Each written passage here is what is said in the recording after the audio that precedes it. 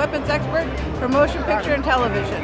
About 12 years ago, I decided I wanted to become a pirate, and I met Mr. Harper on board the Spirit of Dana Point at the Ocean Institute, where he was the gunnery officer, and I asked him if he would teach me how to shoot cannons. Little did I know that Mr. Harper had been in the industry for, what, close to 50 years? Oh, was it that long? Really? Yep. That he'd been providing weapons and military vehicles to motion picture and television, including the most recent one was Batman vs. Superman, which is due out in March of 2016. We've also recently completed a couple of episodes for R.Lee Army's new Showtime, a new show called Gunny Time on the Outdoor Channel. This is Gary Harper. I do special weapons and effects, battlefield choreography, and law enforcement and military training.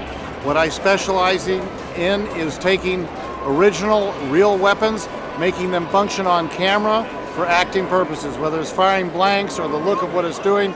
Everything from matchlock muskets up to 105 howitzers that'll recoil, eject the shell, do the whole thing while still firing just a blank.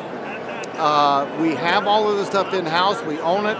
We supply it with the correct crews and uniforms to do the job, or make it up for futuristic movies, whatever they need, but it's the real thing, not CGI. In fact, CGI and the video games use us for sight and sound for the stuff they do.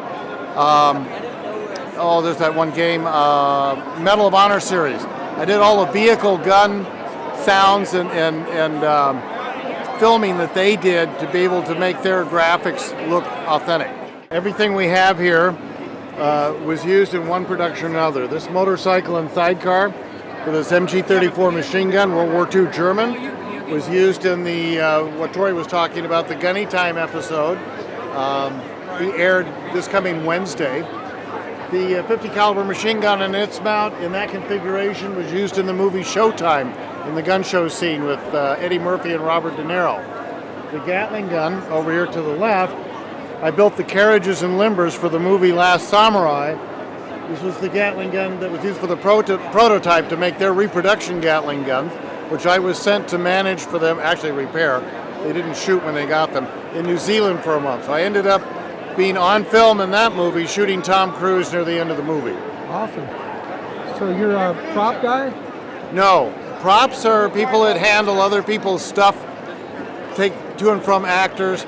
Pyrotechnicians blow stuff up electronically or with gimmicks. I take real weapons, real equipment, and make it work for Hollywood purposes to give you the most realism. So I do special weapons effects and battle choreography, setting up battle scenes that when you film it, it looks like it's really happening. So you have a military background? I do, not in firearms, however. I was a German language interrogator for the Army Security Agency in the 70s. Wow, you've got a pretty good background. I spent about 4 years there. My father was in the Air Force. We used to travel around when I was young. I've always been interested in it. Bought my first real artifact when I was 12 years old out of a magazine. I bought a British World War II bazooka and had it shipped to the house. Can't do that anymore, but I still have that one.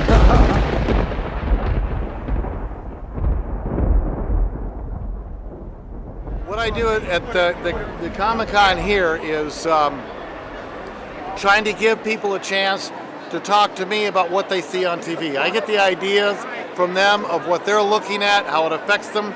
I can explain to them why we do what we do, what the budget has to do with it, what reality has to do with it, what you have to change or tweak to get the idea across. One of the biggest things I push, though, is safety. You know, you're watching this, you're seeing this. We make it look easy. It's not. Be safe with it. We'll have a discussion panel, at least one, every one of these. So what made you get into the movie aspect of? Well, I've been collecting this stuff for a long time, and to go the next level up, to have armored vehicles and machine guns, controlled weapons, in California, you have to be in business to do that. So I got the licenses from ATF, highly regulated. I don't mind. I think it's working out fine for me as a businessman. And I would work kind of cheaply in commercials and TV shows just to be able to keep the license alive. You had to show that you're in business. it turned out to be very profitable, and I started getting more and more requests to do things for a lot more money. I quit my day job and started doing this permanently in 1998. Although the first movie I was in was 1970, that actually aired, was 1975. So what is your name? Gary Harper. Gary Harper. And what movies would we know you from that you worked on? Last Samurai, Master and Commander, Flags of Our Fathers, Wind Talkers, Showtime, Twilight's Last Gleaming, Batman versus Robin, or Batman versus Superman. TV shows, Mail Call, every stupid pirate thing on the History Channel. I worked for 21 years on the tall ships on the West Coast as a part-time job doing the cannons and the artillery stuff for the sea battles, and then any of the pirate shows that came up from that. I developed a system of doing the guns on the boats that was approved by the Coast Guard that could be done with the passengers actually there, so we could give them a different level of intimacy to see how we do that stuff.